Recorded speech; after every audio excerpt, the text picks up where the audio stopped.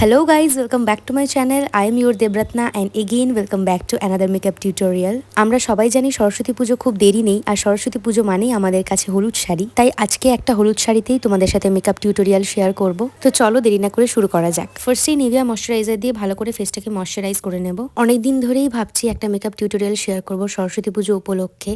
তো আমি পারিনি কারণ আমি একটু অসুস্থ ছিলাম, প্রচণ্ড জ্বর। ইভেন এই দিন আমি শ্যুট করছি, এর আগের দিনও আমার রাত্রে প্রচণ্ড জ্বর ছিল।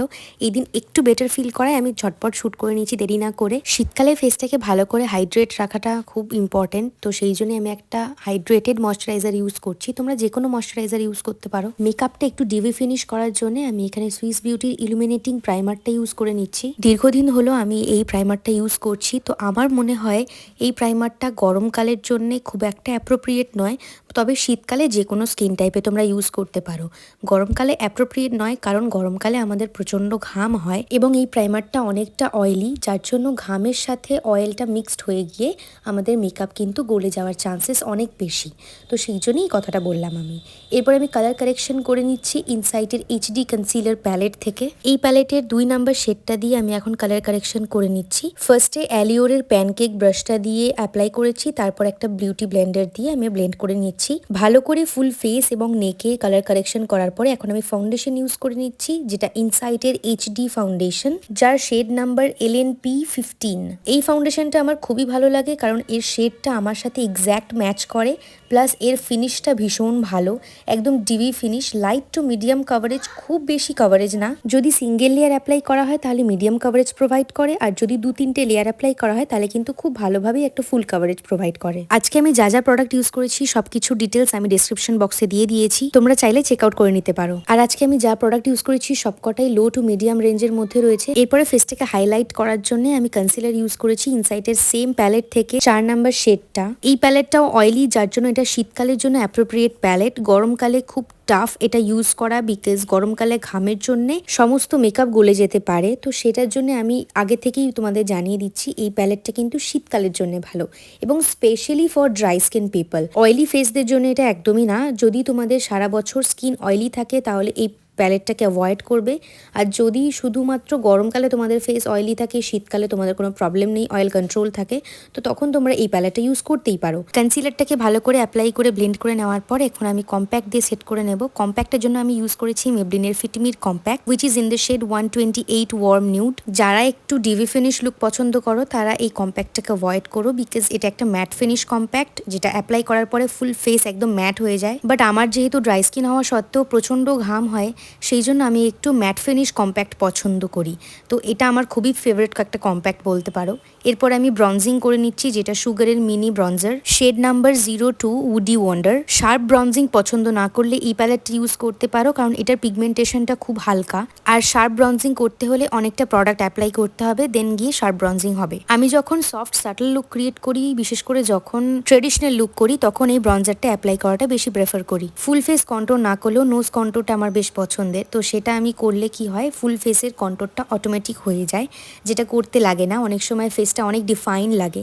এখানে আমি ব্লাশের জন্য ইউজ করেছি আমার আইশ্যাডো প্যালেট থেকে 2টো কালার, একটা পিচি রেড আর একটা তার সাথে পিচ কালার মিক্সড করে অ্যাপ্লাই করেছি ব্লাশটা। যেহেতু আমি আজকের মেকআপটা নিউট্রালের মধ্যে করছি, তাই আমি কোনো রেড বা পিঙ্ক কালারের ব্লাশ ইউজ না করে একটু পিচ টোনের দিকে চলে গেছি। আমি একদম ব্লাশ পার্সন নই, তাই খুব হালকা করে ব্লাশ অ্যাপ্লাই করে হাইলাইটারে চলে গেছি। সুগারের ভিভিড ভিক্টিডি প্যালেটে যে গোল্ডেন হাইলাইটারটা থাকে সেটাই আমি ইউজ করছি। ট্রেডিশনাল আউটফিটের সঙ্গে আমি অলওয়েজ গোল্ডেন হাইলাইটার লাগাতেই প্রেফার করি, কারণ এর সাথে যদি আমি একটু সিলভার হাইলাইটার বা পিঙ্ক হাইলাইটার ইউজ করি তাহলে একদমই যাবে না, কারণ ট্রেডিশনাল আউটফিটে গোল্ডেন টাচটা বেশি থাকে। তো সেখানে যদি আমি অন্য কোনো কালারের হাইলাইটার ইউজ করি সেটা একদমই বেমানান হয়ে যাবে। এবারে আই মেকআপটা কিভাবে করলাম চলো দেখে নিই। ফার্স্টে আইব্রোটাকে ডিফাইন করে নিলাম নাইকার জেল আইলাইনার দিয়ে, তারপর অ্যালিওরের আইব্রো ব্রাশটা দিয়ে আমি আইব্রোটাকে ভালো করে কোম করে নিচ্ছি।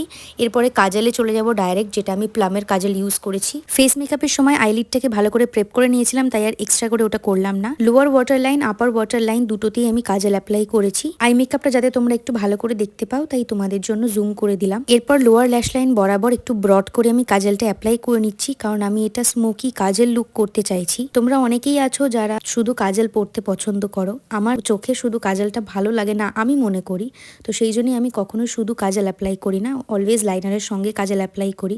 তোমরা চাইলে শুধু কাজল লুক লুকটাও করতে পারো। এটা খুবই ইজি একটা প্রসেস। কাজলটা অ্যাপ্লাই করার পরে একটা ক্লিন ব্রাশ দিয়ে আমি কাজলটাকে স্মাজ আউট করে নিচ্ছি। তারপর একটা পেন্সিল ব্রাশ দিয়ে যেটাতে ব্রাউন আই শ্যাডো নিয়ে স্মাজ করা পোর্শনটাতে আমি অ্যাপ্লাই করেছি। তারপর একটা ফ্লাফি ব্রাশে লাইট ব্রাউন শেড বা একটা স্কিন কালারের আই শ্যাডো নিয়ে টোটালটাকে ব্লেন্ড আউট করেছি।